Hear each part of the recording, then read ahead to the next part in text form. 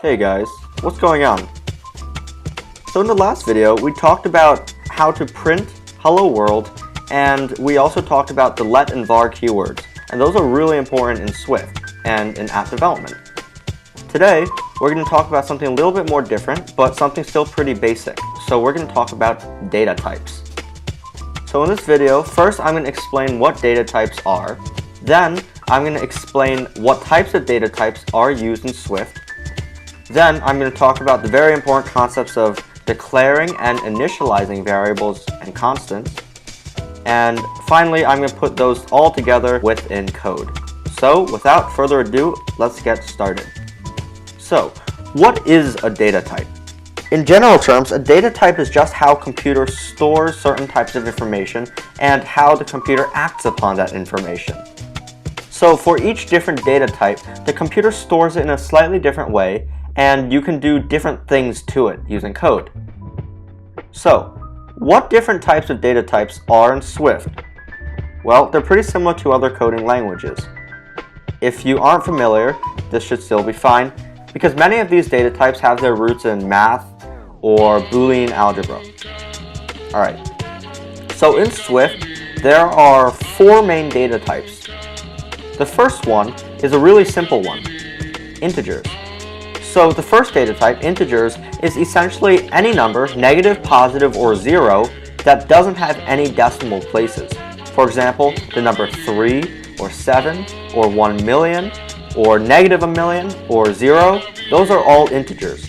Cool. So the next data type is called double. And double stands for double precision floating point number. So that's a pretty long name, but in essence, it basically just means a decimal number. So while integers can't have any decimals, it can only be confined within numbers with intervals of 1, starting from 0. Doubles can be any decimal of really any precision, up to around 15 decimal places, I believe. So a double can equal to 5.178, or negative 61.2, or 0.1, etc. Pretty basic stuff. And a lot of this has a lot of its roots in math. Alright, so the third data type is a little bit different, and it's called the Boolean. So Boolean variables or constants can really only store 2 values, true or false. This kind of traces its way back into computer logic, because computers work in binary, in other words 0 and 1. So Boolean, similarly, can only be true or false. And finally, we have the last data type, which is a string. Strings, as we saw yesterday when we printed hello world, is essentially a string of characters, and hence the name. So characters could be anything such as letters, numbers, space bars, quotation marks, anything. And essentially a string is just a long list of these characters put together. For example, yesterday we printed hello world, and that is a string hello world. These are only 4 data types used in Swift, because Swift uses a large amount of data types. There's many different types of data types. However, I can guarantee you that with these 4, 95% of your constants will be one of these 4 data types: integers, doubles, booleans, or strings. Alright, so next I'm going to talk about declarations and initializations of constants or variables. So first we're going to talk about declarations. What is a declaration? A declaration of a variable or constant is when you give a constant or variable a name and a data type.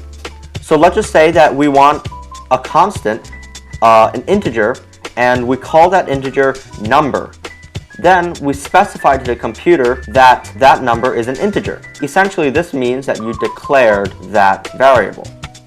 Next, we have initialization. Initialization is when you assign a value to a specific variable or constant. So for example, let's say after you declare that constant or variable with a name and a data type, you can initialize it by, for example, with an integer, making that integer equal to 3. We're going to see this later in code in the video. So now that we know about all the 4 data types within Swift that we would use most often, And we also know about declarations and initializations of these constants or variables. Let's just hop right into Xcode and put all of these into context. So let's just first open up Xcode. Alright, so I'm just going to use the playground that we made yesterday, the one on my right-hand panel, which is where you would find all the projects that you've worked on before. I'm going to double-click. Boom. So, let's declare and initialize some data types. So first, I want to make an integer, and let's call that integer number. So I'm just going to make this a variable, so var number. And then to declare as an integer, you would put colon, capital INT. So colon int. Boom. You just declared number as an integer. So now let's initialize number by assigning it to a value. So I'm going to make number equal to 3. Great. So in that single line of code, we both declared and initialized the variable number. And as you can see, we can see that number equals to the integer 3 in this output. Now let's do the same thing except to a double. So I'm going to name this double decimal. These are all really arbitrary names. And to declare a double, you just have to put a colon and then capital D double. And I'm going to initialize it now with, let's say, 50.47. So in this line of code, we just declare decimal as a double and initialize it with the value of 50.47. Now let's make a Boolean, and I'm going to make this a constant Boolean. So I'm going to say let is true colon bool, capital B-O-O-L, which declares it as a Boolean, and I'm going to say this is false. The other value that you can put for Boolean is true. And lastly, we are going to make a string. So I'm going to make a variable, and I'm going to call this variable word. And I'm going to declare it as a string, so capital S string. And I'm going to make the string hello world. How about that?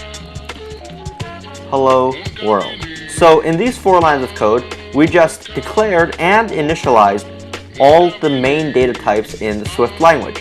It's pretty simple, actually. Now, I want to talk to you about something that's a little bit more in depth, but is very important in Swift, and it's implicit and explicit declarations of variables. So, implicit basically means that you don't write it on the screen, but the computer knows intuitively that that variable is a certain data type. And explicit means that you explicitly write on the screen what data type you want that variable to be. So let's have an example. So I'm going to just delete this real quick so that we can have a fresh page. So I'm going to declare a variable called number again, except I'm not going to explicitly say that number is an integer. I'm just going to say that it equals to 5. So this is implicit. The computer automatically assumes that if you don't write anything in front of it and you have a 5 with no decimal places after it, the computer automatically declares number as an integer. We can do the exact same thing with double. So let's say var number 2 equals to 5.5. So the computer would actually implicitly assume that number 2 is a double.